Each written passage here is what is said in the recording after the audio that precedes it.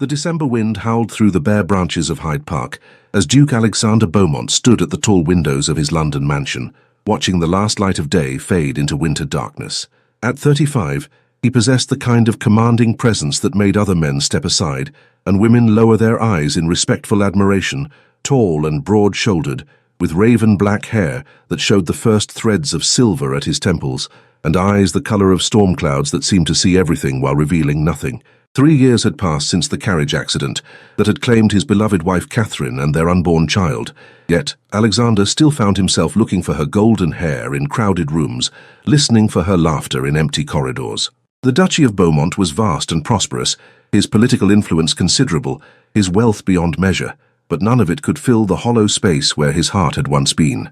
"Your Grace," said Pemberton, his elderly butler, appearing in the doorway with the silent efficiency that had served the Beaumont family for 40 years. "The carriage is ready for your visit to the Foundling Hospital." Alexander nodded, straightening his shoulders as he prepared to fulfill one of the many charitable obligations that filled his days. Since Catherine's death, he had thrown himself into philanthropic work with the same methodical determination he brought to everything else, not from any great passion for humanity, but because it provided structure to days that might otherwise stretch endlessly before him. The London Foundling Hospital stood like a fortress of hope against the poverty and desperation that plagued the city's forgotten children. Alexander had been a patron for years, but his visits had become more frequent since his loss, as if surrounding himself with other people's sorrows might somehow diminish his own. "Your Grace," greeted Mrs. Whitmore, the hospital's stern but kindly matron, as Alexander was shown into her office. "How good of you to come, especially in such dreadful weather. I trust the new wing is progressing well?" Alexander inquired, settling into the chair across from her desk. His donations had funded the expansion that would house 50 additional children, though he took no particular pleasure in the accomplishment. "Indeed, thanks to your generosity, but I'm afraid we have a rather delicate situation that I hope to discuss with you." Mrs. Whitmore's expression grew troubled. "We have a young woman here who, well, she doesn't quite fit our usual circumstances." "Oh?" Alexander's attention sharpened slightly. The Foundling Hospital was strictly for children. Adult residents were highly unusual. "Eleanor Hartley. She's 22 now, but she came to us as an infant, left on our doorstep with nothing but a note saying her name and that she was born of gentle blood. We've raised her as our own, but—" Mrs. Whitmore paused, choosing her words carefully. "She's become quite accomplished, far beyond what we can usually provide. She speaks French and Italian, plays the pianoforte beautifully, reads Latin and Greek. She's been helping us teach the younger children, but I fear she needs more." Alexander frowned.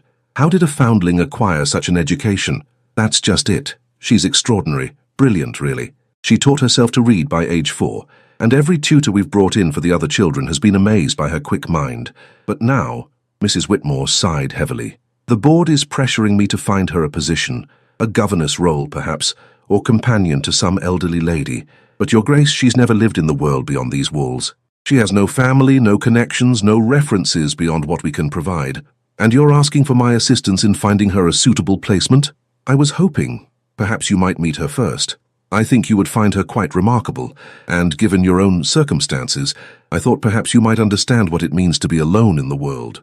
Alexander's jaw tightened at the gentle reference to his widowhood, but he found himself curious, despite his inclination to avoid emotional entanglements. "Very well, I'll meet with Miss Hartley." Mrs. Whitmore's face brightened with relief. "Wonderful! She's in the music room with some of the children, shall I—" "I'll find my own way," Alexander said, rising from his chair. He preferred to observe people when they were unaware of his presence. It revealed far more about their true character than formal introductions. The sound of music led him through the hospital's corridors, past dormitories where children played quietly, and classrooms where lessons continued despite the late hour. As he approached the music room, he could hear a clear, sweet voice singing a lullaby in what sounded like Italian, accompanied by gentle piano notes. Alexander paused in the doorway, and what he saw there stopped him completely. A young woman sat at the pianoforte surrounded by a dozen children ranging in age from perhaps 5 to 10. Her auburn hair caught the lamplight like burnished copper, and though her dress was simple and well-mended, she wore it with unconscious grace.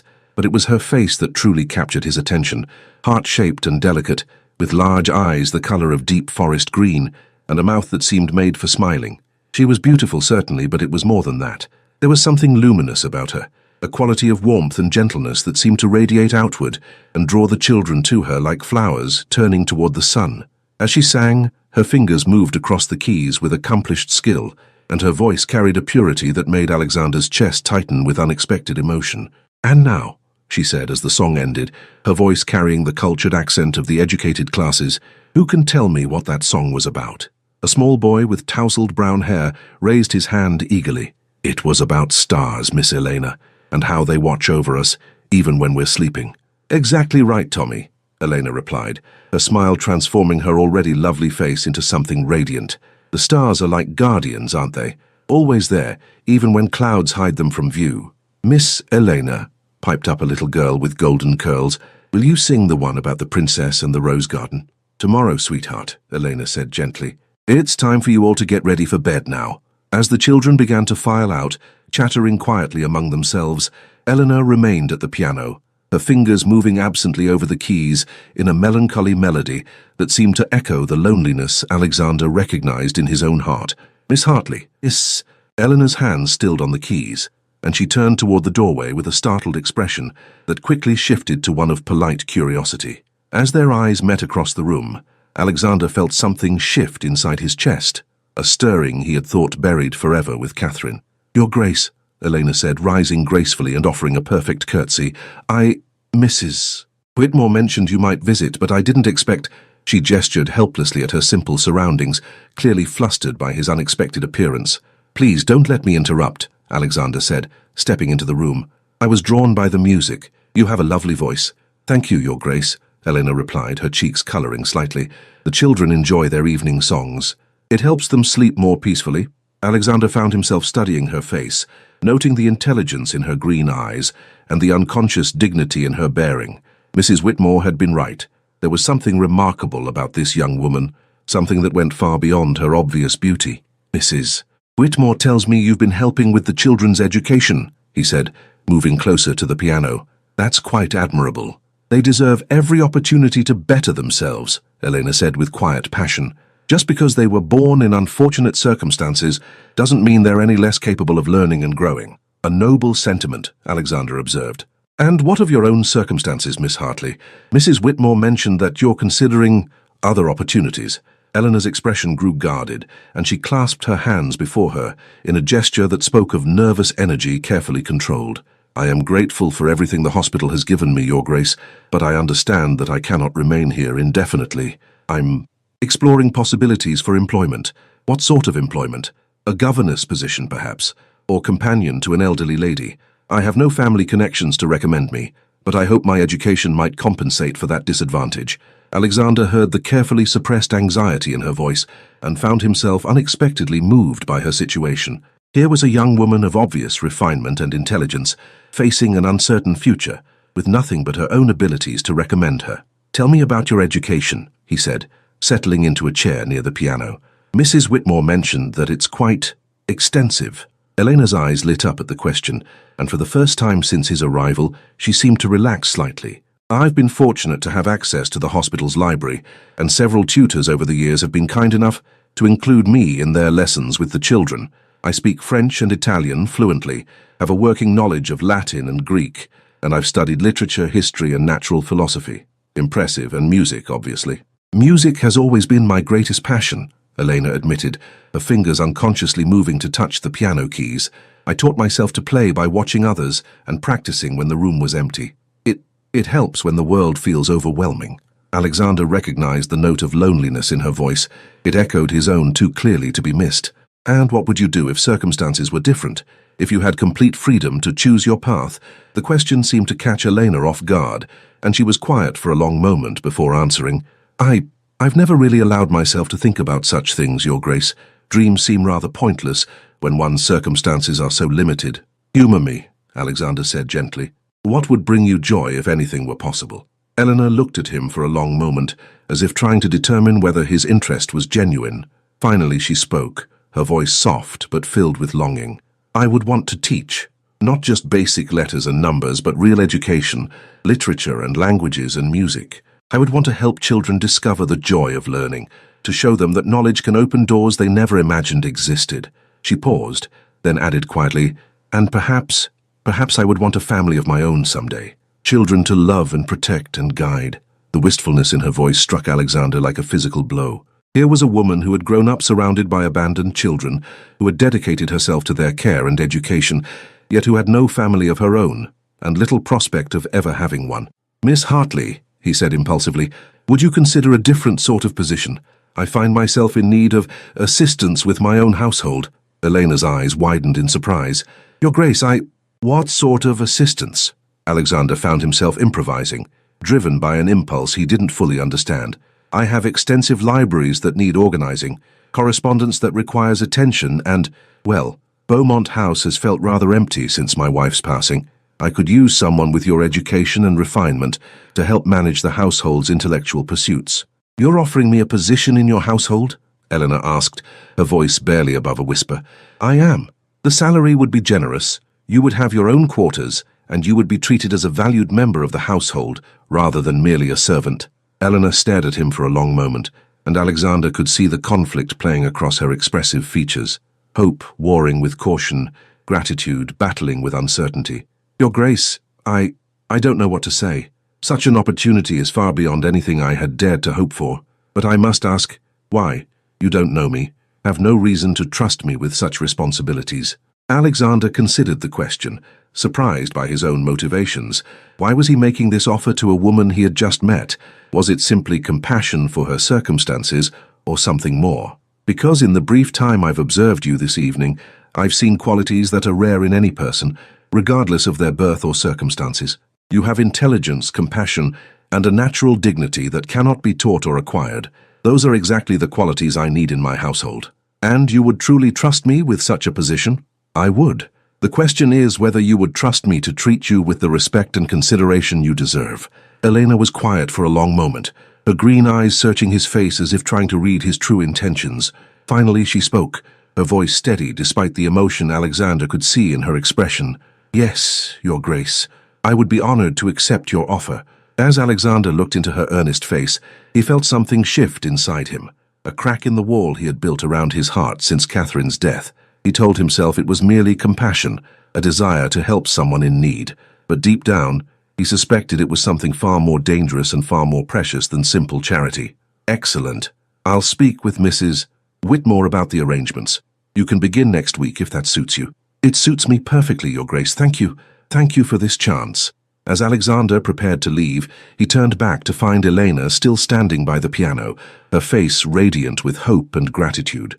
In that moment, he realized that in trying to rescue her from an uncertain future, he might very well have rescued himself from a past that had held him prisoner for far too long. A new beginning. Beaumont House stood like a monument to wealth and power in the heart of Mayfair, its imposing Georgian facade speaking of generations of ducal authority. As Elena Hartley stepped from the carriage that had brought her from the Foundling Hospital, she felt overwhelmed by the sheer grandeur of what was to be her new home. The entrance hall alone was larger than the entire music room where she had spent so many hours at the hospital. Marble columns soared toward a painted ceiling that depicted classical gods and goddesses in elaborate detail, while portraits of previous Dukes of Beaumont gazed down with expressions of aristocratic hauteur. "Miss Hartley, welcome to Beaumont House," said Mrs. Pemberton, the head housekeeper, a woman of middle years with kind eyes and an efficient manner. "His Grace has instructed me to show you to your quarters and familiarize you with the household." Elena followed the housekeeper through corridors lined with priceless artwork and furnished with pieces that belonged in museums. Everything spoke of taste, wealth, and a refinement that made her acutely aware of her own humble origins. "These will be your rooms," Mrs. Pemberton said, opening a door to reveal a suite that took Elena's breath away. The sitting room was decorated in soft blues and creams, with tall windows overlooking the garden and furnishings that were both elegant and comfortable. Beyond it lay a bedroom with a four-poster bed and a writing desk positioned to catch the morning light. This is for me?" Elena asked, hardly able to believe that such luxury was intended for someone of her station. "His Grace was very specific about your accommodations," Mrs. Pemberton replied with a slight smile. "He said you were to be treated as an honored guest, rather than a mere employee. You'll take your meals in the family dining room when His Grace is in residence, and you have full access to the library and music room." Elena felt tears prick her eyes at this unexpected kindness. "His Grace is very generous. He's a good man." Mrs. Pemberton said quietly. "He's been through much sorrow these past years, but his heart remains kind. I think your presence here will be good for him." Over the following days, Elena settled into her new role with a mixture of gratitude and determination. Her official duties were somewhat vague, organizing the Duke's extensive correspondence, cataloguing additions to his library, and managing various household accounts, but she threw herself into the work with enthusiasm. The library became her favorite refuge. A vast room lined floor to ceiling with books in multiple languages. Alexander had given her carte blanche to reorganize the collection as she saw fit, and she spent hours creating new cataloging systems and discovering treasures she had never imagined existed. "You've accomplished more in a week than my previous secretaries managed in months," Alexander observed one afternoon, as he found Elena surrounded by carefully sorted stacks of books and papers. She looked up from her work, her face flushed with exertion and pleasure. "I hope you don't mind the liberties I've taken, Your Grace. I found several first editions that were misfiled, and I thought perhaps a more systematic approach. Mind, I'm impressed. You've brought order to chaos with remarkable efficiency." Alexander moved closer, studying the neat labels she had created. "And you've discovered several volumes I thought were lost. They were simply misplaced among the natural philosophy texts. I took the liberty of creating a separate section for rare manuscripts. I hope that was appropriate." "More than appropriate. Inspired, actually." Alexander found himself studying Elena's animated face as she explained her organizational system. In the weeks since her arrival, he had been struck repeatedly by her intelligence and enthusiasm. "Tell me, what do you think of the collection? Any glaring omissions?" Elena hesitated, clearly uncertain whether she should voice her opinions so freely. "Well, if I may be so bold, Your Grace, I noticed that while you have extensive works on history and politics, there are relatively few contemporary novels or poetry collections, and the music library, while impressive, lacks some of the newer compositions from the continent." "An astute observation. I confess I've neglected those areas since my wife's passing. She was the one who kept current with literature and music." Elena's expression softened with sympathy. "I'm sorry for your loss, Your Grace. Mrs. Pemberton mentioned that the Duchess was much beloved." "She was," Alexander said quietly. "Catherine had a gift for bringing joy into every room she entered. This house has felt diminished without her presence. Perhaps updating the collections might help," Eleanor suggested gently. "Not to replace what was, but to honor it by allowing new beauty to flourish alongside the old." Alexander looked at her with surprise and something that might have been gratitude. "That's a remarkably wise perspective, Miss Hartley. Perhaps you would be willing to help me select some additions. Your taste seems impeccable." "I would be honored, Your Grace." As the days passed, Alexander found himself spending more and more time in Elena's company. What had begun as brief consultations about household matters evolved into longer conversations about literature, music, and philosophy. Eleanor's insights were consistently thoughtful and original, and her genuine enthusiasm for learning was infectious. "You mentioned that you taught yourself to read," Alexander said one evening as they sat in the library after dinner. "How did you manage such a feat at so young an age?" Eleanor smiled at the memory. "I was fascinated by the marks on paper that seemed to hold such meaning for the adults around me. I would watch Mrs. Whitmore read to the children and try to match the sounds to the symbols. Eventually, I began to recognize patterns. Remarkable. Most children require extensive instruction to master even basic literacy. I suppose I was fortunate to have such a strong desire to understand. Books became my escape from the reality of my circumstances. In stories, I could be anyone, go anywhere, experience things far beyond the walls of the hospital." Alexander studied her face in the firelight, noting the wistful expression that crossed her features. "And now, do you still use books as an escape?" "Now I find that reality has become rather more interesting than I ever dared to hope," Elena replied, her cheeks coloring slightly as she realized the implications of her words. "I'm glad to hear it," Alexander said softly, and Elena felt her heart skip at the warmth in his voice. Their relationship was developing into something that neither had expected. What had begun as employer and employee was evolving into something deeper, a friendship based on mutual respect and genuine affection. Alexander found himself looking forward to their conversations with an anticipation that had nothing to do with household business, while Eleanor discovered that the loneliness that had been her constant companion for so many years was gradually being replaced by something that felt remarkably like happiness. "Miss Elena," said Mary, one of the housemaids, as Elena worked in the morning room one day, "begging your pardon, but the staff wanted me to tell you how grateful we are for your presence here." I'm not sure I understand, Elena replied, looking up from her correspondence. It's His Grace, miss. He's been different since you arrived. Lighter, somehow. He smiles more, and he's taken an interest in things he'd ignored for years. The whole household feels more alive. Eleanor felt a warm glow at these words, though she tried to maintain her composure. His Grace is a wonderful man. I'm simply glad if my presence here has been helpful. More than helpful, miss. More. He's been grieving for so long we'd begun to worry he might never find his way back to happiness. But you've brought something back to life in him. That evening, as Elena played the pianoforte in the music room, she reflected on Mary's words. Was it possible that her presence was truly making a difference in Alexander's life? The thought filled her with a mixture of joy and trepidation. She had grown to care for him deeply, more deeply than was perhaps wise for someone in her position.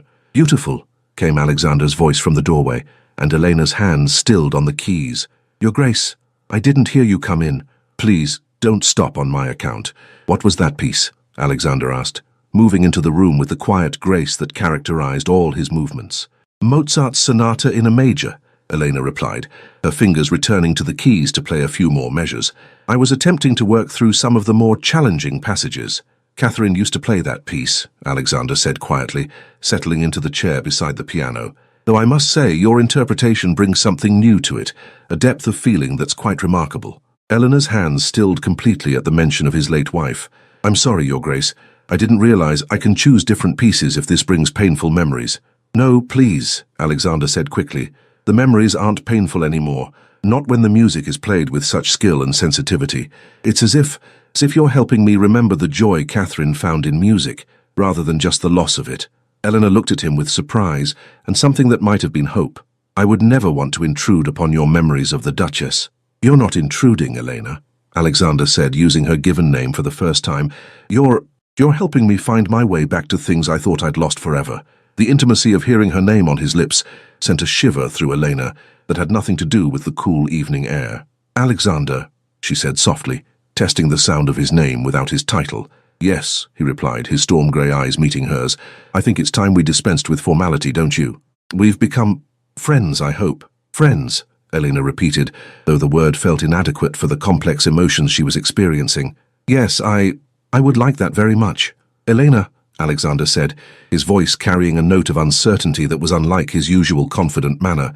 I hope you know how much your presence here has meant to me. These past weeks they've been the first time since Catherine's death that I've felt truly alive again. Elena's heart began to race at his words, but she forced herself to remain composed. I'm grateful for the opportunity you've given me, Alexander.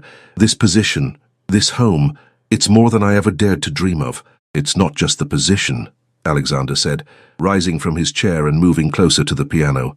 It's you, Elena. Your intelligence, your warmth, your very presence brings light to rooms that have been dark for too long. Elena's breath caught at the intensity in his voice.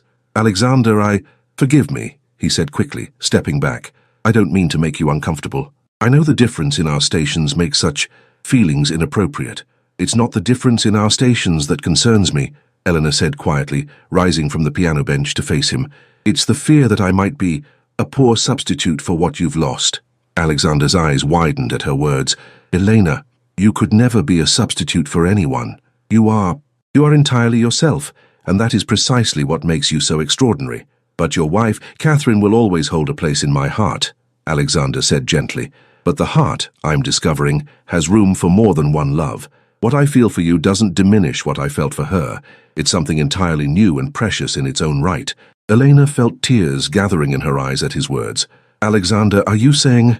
I'm saying that I've fallen in love with you, Elena Hartley, he said, his voice steady, despite the vulnerability in his expression. Completely, irrevocably, and against all reason or propriety. I love your mind, your spirit, your kindness, and your strength. I love the way you bring joy to everything you touch. Elena's tears spilled over at his declaration. Oh, Alexander, I love you too. I've tried so hard not to, knowing it was impossible, but I can't help myself. Why impossible? Alexander asked, moving closer to her. Because I'm nobody, Alexander. A foundling with no family, no fortune, no place in your world. Society would never accept such a match. Society can go to the devil, Alexander said fiercely, taking her hands in his. You are not nobody, Elena. You are the woman I love, the woman who has brought me back to life. Your worth has nothing to do with your birth and everything to do with who you are. But the scandal, let them talk.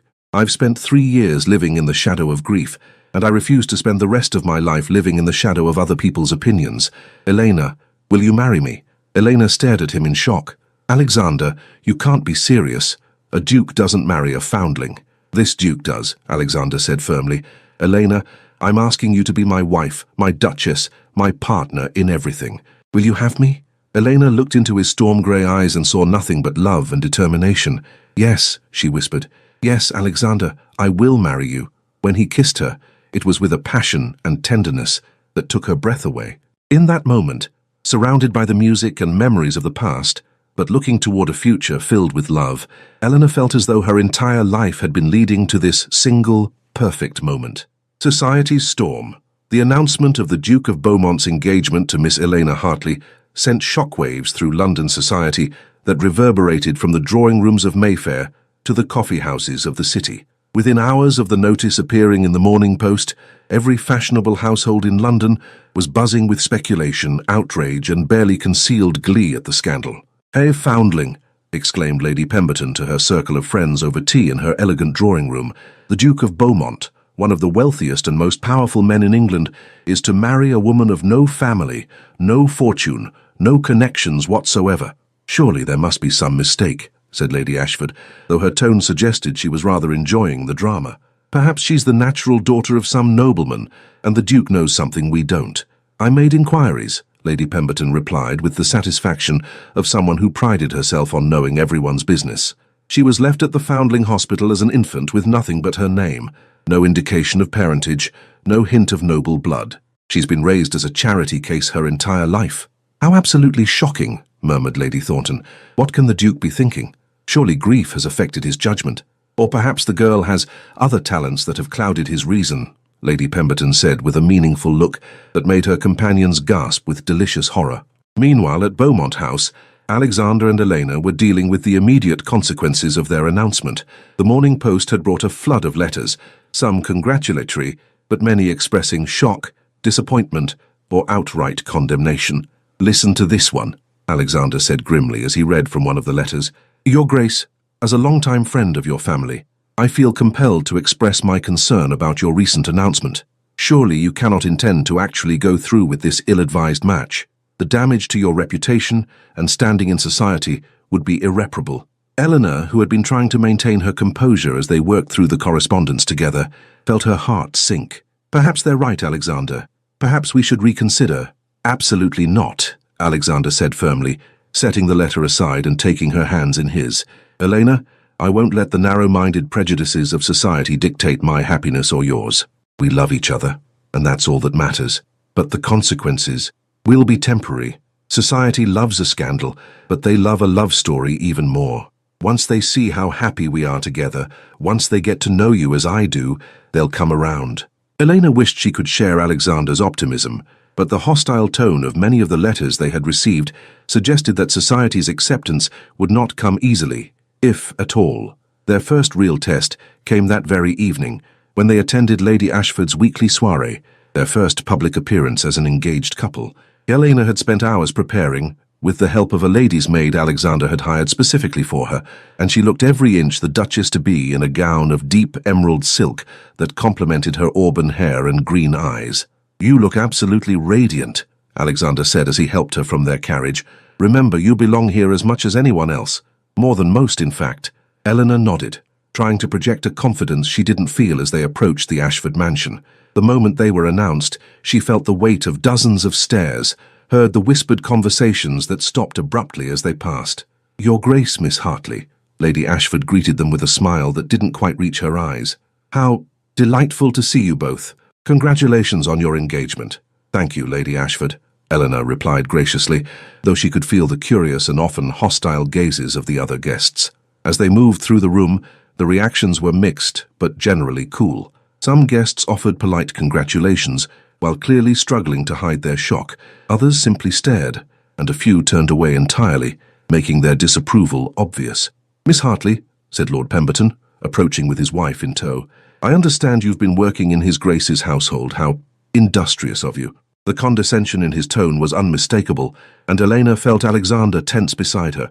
"I've had the privilege of assisting with His Grace's library and correspondence," Elena replied with dignity. "It's been most rewarding work." "I'm sure it has," Lady Pemberton said with a smile that was more like a sneer, "though I imagine your circumstances have improved considerably since then." "My circumstances have improved immeasurably," Elena said calmly, "though not in the way you imply. I found love with a man I respect and admire, and who values me for who I am rather than what I possess." The directness of her response seemed to catch Lady Pemberton off guard, and she exchanged a meaningful look with her husband before moving away without another word. "Well handled," Alexander murmured approvingly. "You're magnificent." But the evening was far from over, and more challenges awaited. As Elena stood near the refreshment table, she overheard a conversation between two young ladies that made her blood run cold. "I heard she was actually working as a servant in his house," one was saying in a stage whisper clearly intended to be overheard. "Can you imagine? A duke marrying his housemaid?" "Well, we all know what sort of services she must have provided to catch his attention," the other replied with a giggle. "Poor man, still grieving for his wife and taken advantage of by a scheming nobody." Elena felt her cheeks burn with humiliation and anger, but before she could respond, a clear, authoritative voice cut through the chatter. "I beg your pardon, ladies, but I believe you're mistaken." Eleanor turned to see an elegant woman of perhaps 40 approaching, her bearing and dress marking her as someone of considerable importance. The two gossiping young ladies immediately fell silent, their faces paling as they recognized the newcomer. "Your Grace," they stammered, offering hasty curtsies to what Elena realized must be another duchess.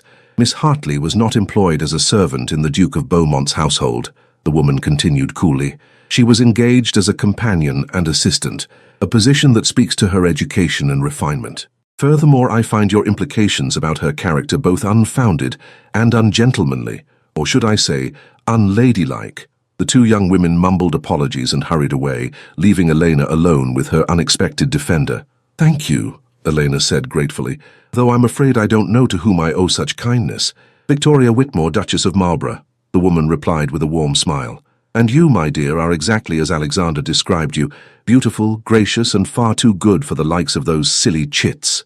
You know, Alexander, we've been friends since childhood. I was also a dear friend of Catherine's, and I can tell you that she would have approved wholeheartedly of Alexander's choice.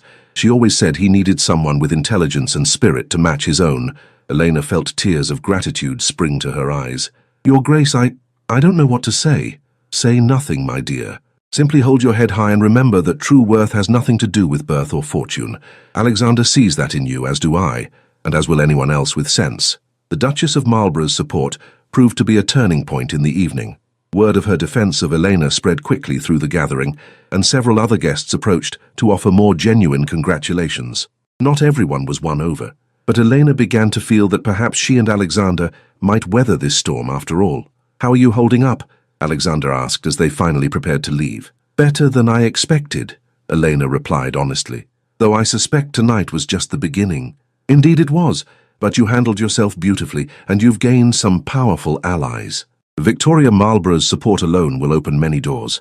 Over the following weeks, the pattern established at Lady Ashford's soiree continued. Each social event brought new challenges and new supporters. Elena faced cutting remarks and cold shoulders from some quarters, but she also found unexpected allies, among those who admired her grace under pressure and her obvious devotion to Alexander. The newspapers, meanwhile, had seized upon the story with relish. Some portrayed it as a romantic fairy tale, the noble duke rescuing the abandoned foundling, while others condemned it as a scandal that threatened the very foundations of society. "The Duke's folly," Elena read aloud from one particularly vicious editorial. "In choosing to elevate a woman of no breeding to the highest ranks of society, His Grace sets a dangerous precedent that threatens to undermine the very order upon which our civilization depends." "Rubbish," Alexander said dismissively, taking the paper from her hands. "The same people who write such drivel are the ones who profit from keeping society rigid and unchanging. They fear what you represent, the idea that worth can be earned rather than inherited.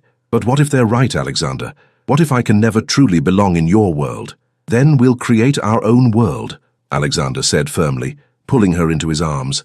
"A world where love matters more than lineage, where character counts more than connections. We'll surround ourselves with people who value substance over superficiality." Eleanor drew strength from his conviction, but she couldn't shake the feeling that their troubles were far from over. Society's acceptance would not come easily, and she wondered if their love would be strong enough to withstand the constant pressure of disapproval and scandal. The answer came sooner than she expected, in the form of an unexpected visitor to Beaumont House. "Your Grace," Pemberton announced one afternoon, "the Dowager Duchess of Beaumont has arrived and requests an immediate audience." Alexander's face went pale at the announcement. His grandmother, the formidable Dowager Duchess, had been traveling on the continent and had only just learned of his engagement through the newspapers. Her arrival could only mean one thing. She had come to put a stop to what she undoubtedly viewed as a disastrous mistake. "Show her to the drawing room," Alexander said grimly. "And Pemberton, perhaps it would be best if Miss Hartley remained in the library for now." "No," Elena said firmly. "If she's here about our engagement, then I should be present. I won't hide from your family, Alexander." Alexander looked at her with a mixture of admiration and concern. "Elena, my grandmother is formidable. She has very strong opinions about bloodlines and social position." "Then it's time she learned that there are more important things than bloodlines," Elena replied with a courage she didn't entirely feel. Together, they made their way to the drawing room, where the Dowager Duchess of Beaumont waited with all the regal bearing of a woman accustomed to absolute authority. At 75, she was still a striking figure, her silver hair perfectly coiffed, her black silk dress impeccable, and her pale blue eyes sharp with intelligence and disapproval. "Alexander," she said coolly, not rising from her chair, "I trust you can explain this situation I've been reading about in the newspapers." "Grandmother, may I present Miss Elena Hartley, my fiancée?" Alexander said, his voice steady despite the tension in the room. "Elena, this is my grandmother, the Dowager Duchess of Beaumont." Elena offered a perfect curtsy, her years of observing proper behavior at the Foundling Hospital serving her well. "Your Grace, it's an honor to meet you." The Dowager Duchess studied Elena with the intensity of a hawk, examining potential prey. "So you're the young woman who has turned my grandson's head. Tell me, Miss Hartley, what exactly are your qualifications for becoming the Duchess of Beaumont?" "I love your grandson, Your Grace," Elena replied simply, "and he loves me. Beyond that, I can only offer my commitment to supporting him and honoring the responsibilities that come with his position." "Love," the Dowager Duchess repeated with a snort of derision. "A pretty sentiment, but hardly sufficient foundation for a ducal marriage. What of your family, your connections, your dowry?" "I have none of those things, Your Grace," Elena said with quiet dignity. "I was abandoned as an infant and raised at the Foundling Hospital. I bring nothing to this marriage except myself." "Nothing except yourself," the Dowager Duchess repeated, her voice dripping with disdain. "And what, pray tell, is that worth? You have no bloodline to speak of, no fortune to contribute, no political connections to advance the family interests. What possible value could you bring to one of England's most prestigious ducal houses?" Elena felt the sting of each word, but she refused to be cowed. "I bring intelligence, Your Grace. I speak 4 languages fluently. I'm well versed in literature, history, and the arts. I bring compassion. I've spent my life caring for those less fortunate. And I bring unwavering loyalty to the man I love and the family I hope to join." "Pretty accomplishments for a governess, perhaps," the Dowager Duchess said coldly, "but hardly the qualifications needed for a duchess. Alexander, surely you can see the impossibility of this match. The scandal alone will damage our family's reputation irreparably." "Grandmother," Alexander said, his voice carrying a warning edge, "I will not allow you to speak of Elena in such terms. She is the woman I've chosen to marry, and she will be treated with the respect due to my future wife." "Your future wife?" The old woman's voice rose with indignation.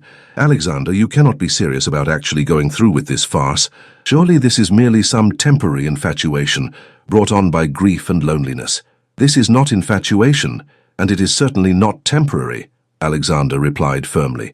"I love Elena, and I intend to marry her with or without your approval." The Dowager Duchess's face flushed with anger. "Without my approval? Alexander, need I remind you that I control a significant portion of the family trust? I have the power to make your life, and hers, very difficult indeed." "Then do so," Alexander said with quiet resolve. "Cut off my allowance, withdraw your financial support, use whatever influence you have against us. It won't change my decision." Elena watched this confrontation with growing distress. She had known that Alexander's family would disapprove, but she hadn't anticipated the vehemence of the Dowager Duchess's opposition or the potential consequences for Alexander's financial security. "Alexander," she said quietly, "perhaps we should discuss this privately." "No, Elena, there's nothing to discuss. My grandmother needs to understand that my decision is final." The Dowager Duchess turned her sharp gaze back to Elena, studying her with renewed intensity. "You're very quiet, Miss Hartley. Don't you have anything to say about potentially destroying my grandson's future?" Elena took a deep breath, drawing on reserves of strength she hadn't known she possessed. "Your Grace, I would never want to cause Alexander harm. If my presence in his life truly threatens his well-being or his family's interests, then perhaps—" "Elena, no," Alexander interrupted sharply. "Don't let her manipulate you into sacrificing our happiness for her outdated notions of propriety." "But if I truly love you," Elena said, tears gathering in her eyes, "shouldn't I want what's best for you, even if that means stepping aside?" The Dowager Duchess smiled with grim satisfaction. "At least the girl has some sense. Yes, Miss Hartley, if you truly love my grandson, you'll release him from this impossible engagement and allow him to make a suitable match." "What's best for me," Alexander said fiercely, taking Elena's hands in his, "is marrying the woman I love. Elena, you are not destroying my future. You are my future. Without you, I have no future worth having." The passion in his voice seemed to give the Dowager Duchess pause. She studied her grandson's face with the same intensity she had directed at Eleanor, and something in his expression made her reconsider her approach. "Alexander," she said more gently, "I know you believe yourself in love, but consider the practical implications. This young woman, however charming, brings nothing to strengthen our family's position. No alliances, no wealth, no influence. In marrying her, you gain nothing and lose much." "I gain everything that matters," Alexander replied. "I gain a partner who understands me, who shares my values, who makes me a better man. I gain the chance for happiness, for a family built on love rather than obligation. And what of duty? What of the responsibilities that come with your title? I will fulfill every one of them, with Elena by my side. She understands duty better than most. She spent her entire life in service to others. She'll make a duchess who truly cares about the people we're meant to serve." The old woman was quiet for a long moment, her sharp eyes moving between Alexander and Elena. Finally she spoke, her voice carrying a note of grudging curiosity. "Miss Hartley, answer me this.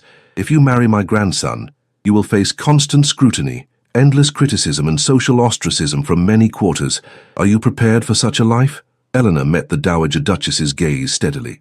"Your Grace, I've faced scrutiny and criticism my entire life simply for existing without a family name.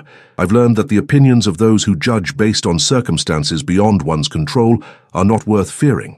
If Alexander is willing to face society's disapproval for my sake, then I'm certainly willing to face it for his. And you believe love is sufficient to overcome all obstacles?"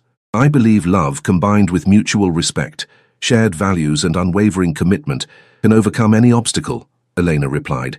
"I don't expect our path to be easy, but I believe it will be worthwhile." The Dowager Duchess was silent for several minutes, her expression unreadable. When she finally spoke, her voice was thoughtful rather than hostile. "You speak well, Miss Hartley. Better than I expected from someone of your background. Tell me, what do you know of managing a great household, of the social obligations that come with a ducal title?" "I know that I have much to learn," Eleanor admitted honestly, "but I'm a quick study, and I'm willing to work hard to master whatever skills are required. I've already begun learning about the management of Alexander's estates and his charitable commitments." "Have you indeed?" The Dowager Duchess looked to Alexander for confirmation. "Elena has been invaluable in organizing my affairs," Alexander confirmed. "She's brought order to my correspondence, reorganized my library, and shown genuine interest in the welfare of our tenants and dependents." "Interesting," the old woman mused. "And what are your thoughts on the responsibilities of nobility toward those less fortunate?" Eleanor's face lit up with genuine passion. "I believe that privilege comes with obligation, Your Grace. Those who have been blessed with wealth and position have a duty to use their advantages to help those who haven't been so fortunate. Having grown up among society's forgotten children, I've seen firsthand how much difference compassionate action can make. And you would bring this perspective to your role as Duchess?" "I would hope to, yes. I would want to use whatever influence I might have to improve conditions for those who need help most. Children without families, women without protection, anyone who has been cast aside by society." The Dowager Duchess nodded slowly, and for the first time since her arrival, her expression showed something other than disapproval. "That is, not an unworthy ambition. The Beaumont family has always prided itself on its charitable works. Elena has already begun working with several charitable organizations," Alexander added. "Her insights have been invaluable in improving our approaches to helping those in need." The room fell silent as the Dowager Duchess considered everything she had heard.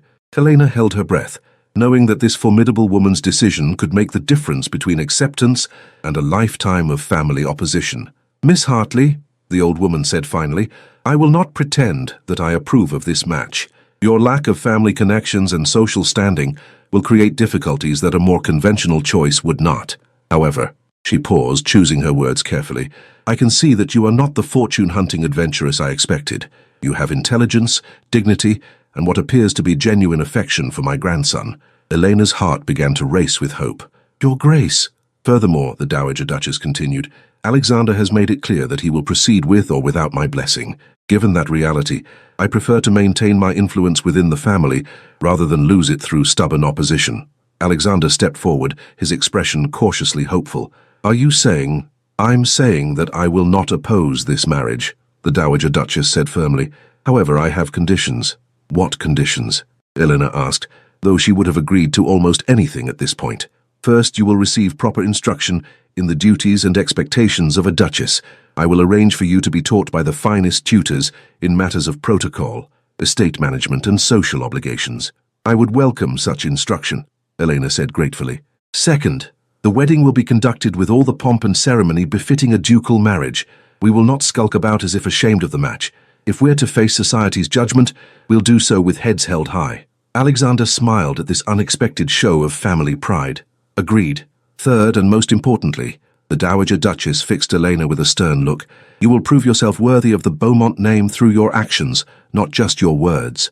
You will demonstrate that love and good intentions can indeed triumph over the disadvantages of birth."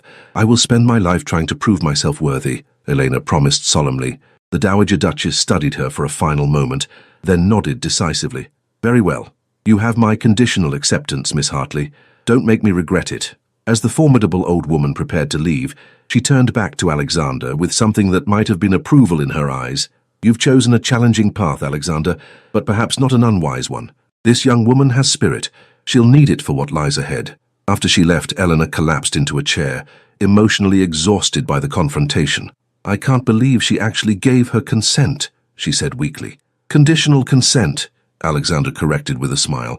"But it's more than I dared hope for. Eleanor, you were magnificent.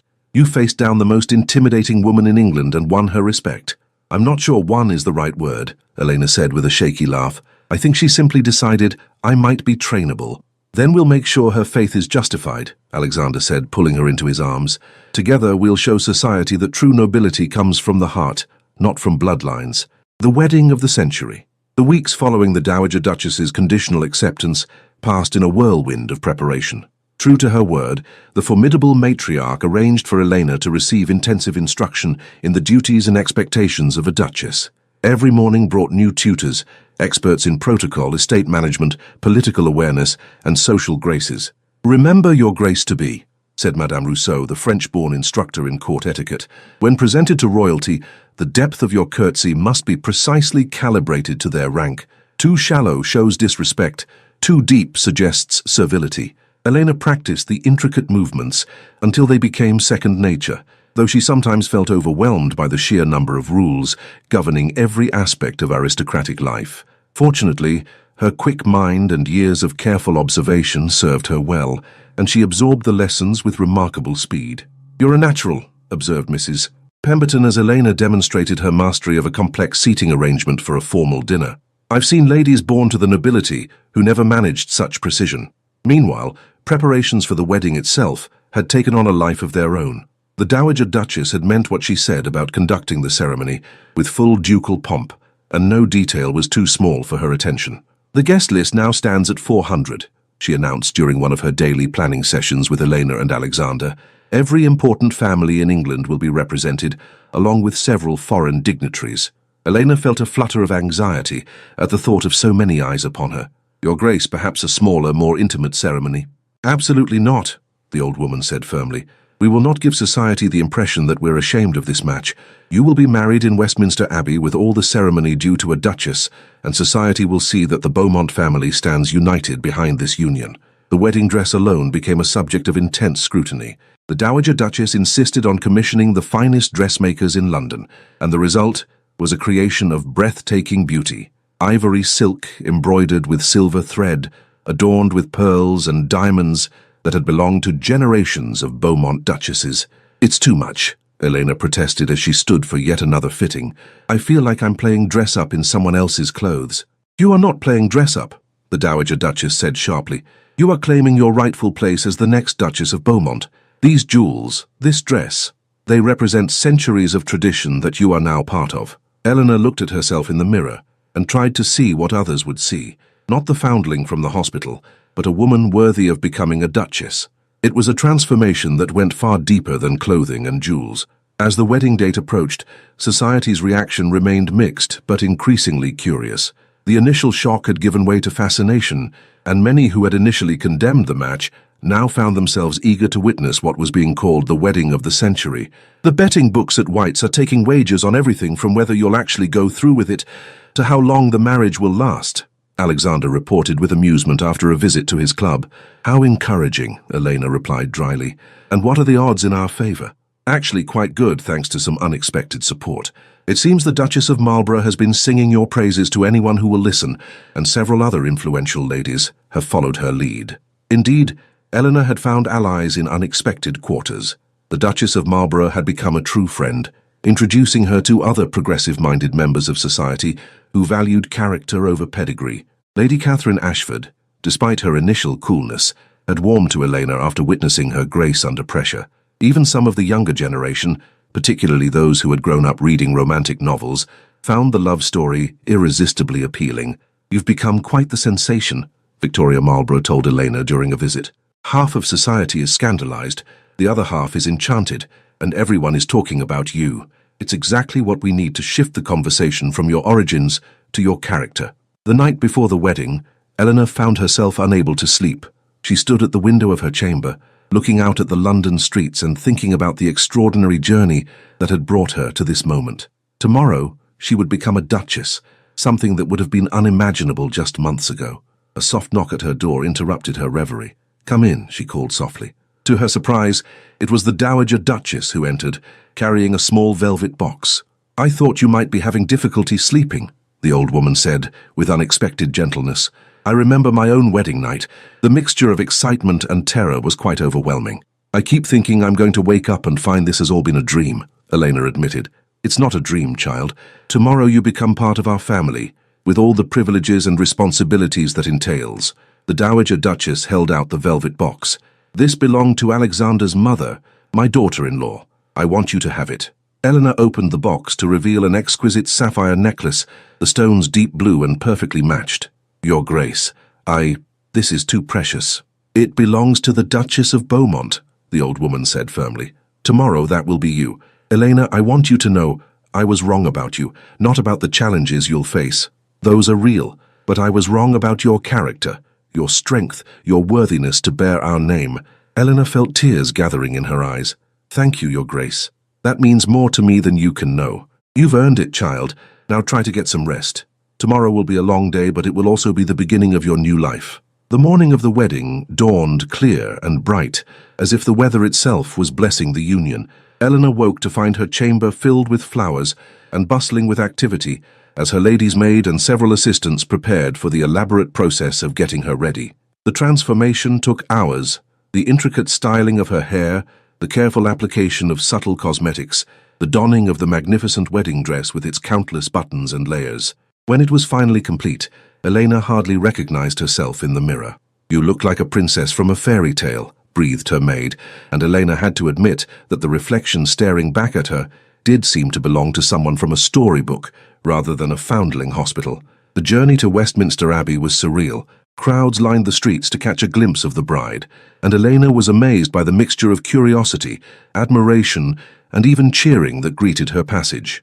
Whatever society's initial reaction had been, the public seemed to have embraced the romantic nature of her story. "They love you," observed Victoria Marlborough, who was accompanying her as matron of honor. "The common people appreciate a love story that transcends social barriers." Westminster Abbey had been transformed for the occasion. Every pew was filled with the cream of English society, and the ancient stones seemed to glow in the light of hundreds of candles. As Elena walked down the aisle on the arm of the Dowager Duchess, who had insisted on giving her away in the absence of family, she felt the weight of history and tradition surrounding her. But all of that faded away when she saw Alexander waiting for her at the altar. He looked magnificent in his formal attire, but it was the expression on his face that took her breath away, pure love and joy that made everything else irrelevant. The ceremony itself passed in a blur of ancient words and sacred vows. When Alexander placed the ring on her finger and spoke the words that made her his wife, Elena felt as though her heart might burst with happiness. "I now pronounce you husband and wife," the archbishop declared, and the abbey erupted in applause as Alexander kissed his new duchess. The wedding breakfast that followed was a lavish affair, with toasts and speeches that ranged from the heartfelt to the diplomatically polite. But Elena was most moved by the words of Mrs. Whitmore from the Foundling Hospital, who had been given a place of honor among the guests. "Your Grace," the elderly matron said, with tears in her eyes, "you have shown every child in our care that their circumstances of birth need not define their destiny. You are an inspiration to us all." As the evening drew to a close and the last guest departed, Elena found herself alone with Alexander in the drawing room of Beaumont House, now truly her home. "How do you feel, Your Grace?" Alexander asked with a smile, using her new title. "Overwhelmed, grateful, and completely in love with my husband," Elena replied, moving into his arms. "Alexander, do you think we can truly make this work? Can love really conquer all the obstacles we'll face? I think love combined with determination, mutual respect, and unwavering commitment can conquer anything," Alexander replied, echoing her words from their first confrontation with his grandmother. "We've already proven that today, Elena. We've shown society that true nobility comes from the heart, not from bloodlines." Elena looked around the elegant room that was now hers by right, thinking of the long journey from the Foundling Hospital to this moment. "I keep thinking about all those children still at the hospital, wondering if they'll ever have a chance at happiness like this." "Then we'll make sure they do," Alexander said firmly. "We'll use our position and resources to create opportunities for them. We'll establish schools, fund apprenticeships, ensure that no child is limited by the circumstances of their birth." "Our position," Elena repeated wonderingly. "I'm still getting used to that. This morning I was Elena Hartley, Foundling. Tonight I'm the Duchess of Beaumont. Tonight you're Elena Beaumont, my beloved wife and the woman who will help me change the world," Alexander corrected, pulling her closer. "The title is just a formality. What matters is who you are, the woman with the courage to love without reservation, the strength to face down society's prejudices, and the wisdom to see beyond the barriers that divide us." As they stood together in the quiet elegance of their home, Elena reflected on the extraordinary transformation her life had undergone. She thought of the children at the Foundling Hospital who would go to sleep tonight wondering if anyone would ever love them, and she silently promised that she would spend her life ensuring that love and opportunity were not privileges reserved only for those born to wealth and title. "Alexander," she said softly, "thank you for seeing me when no one else would. Thank you for believing that I was worth fighting for. Thank you for teaching me that the heart can heal, that love can bloom again even after loss, and that sometimes the most beautiful love stories are the ones that seem impossible," Alexander replied, his voice thick with emotion. When he kissed her, it was with all the passion and tenderness of a man who had found his soulmate against all odds.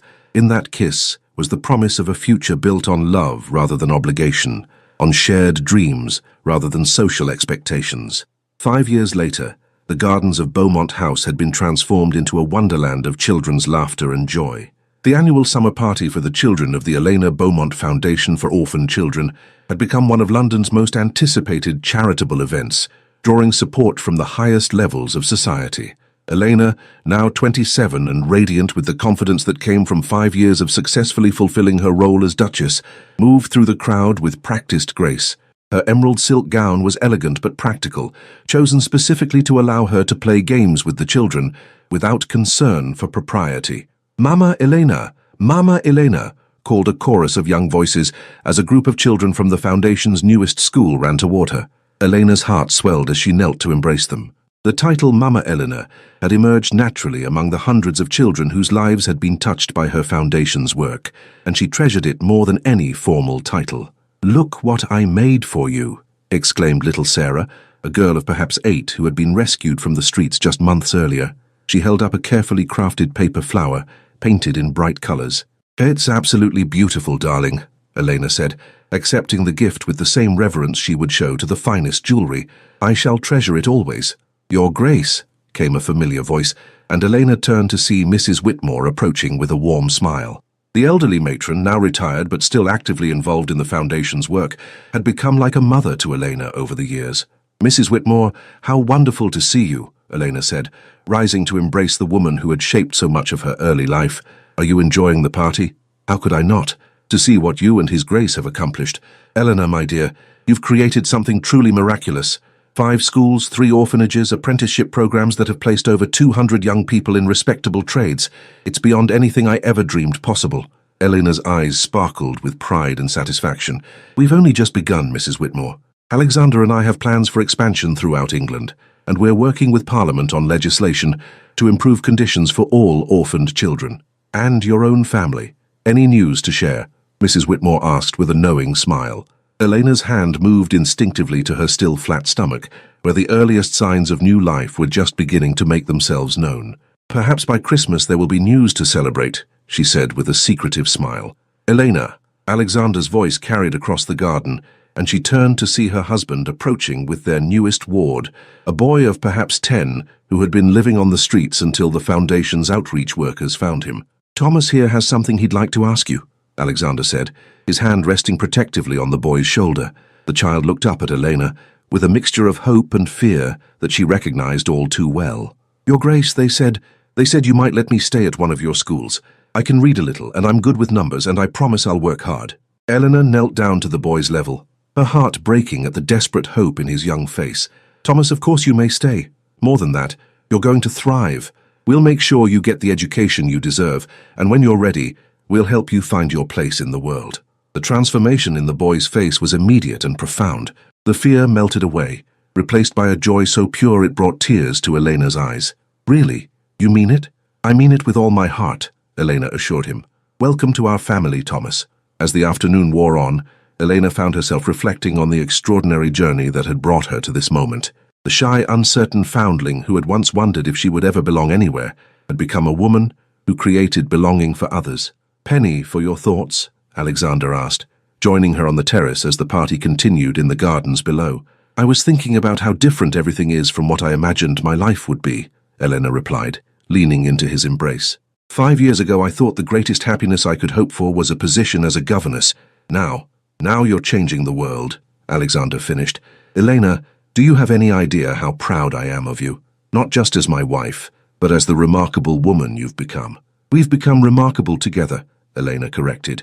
"I could never have accomplished any of this without your love and support, and I could never have found my way back to happiness without you," Alexander replied, his voice soft with emotion. "You saved me, Eleanor. You brought me back to life."